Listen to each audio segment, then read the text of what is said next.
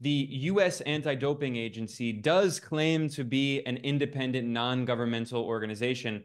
That's a bit misleading. It's actually funded by the U.S. government and overseen by the U.S. Congress. And the World Anti-Doping Agency has in fact taken the United States to an international review committee.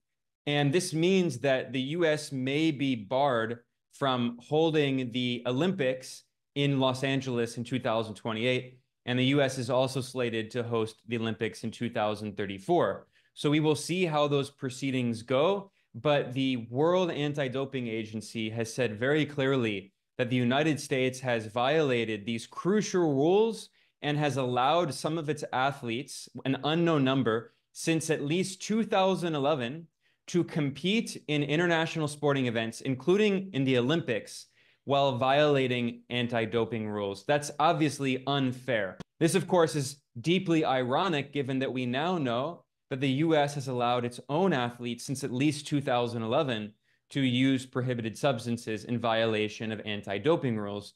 This has also led to harassment of Chinese athletes.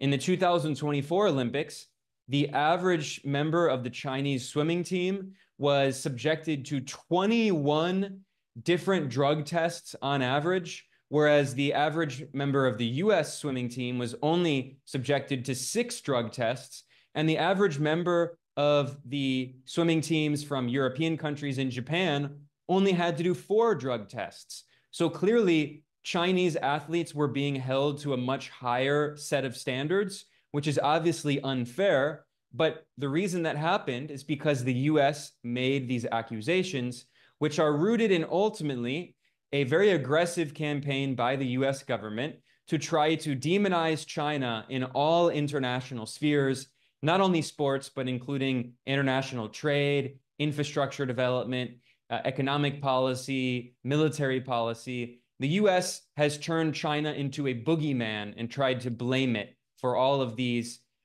often fabricated excuses that the U.S. uses.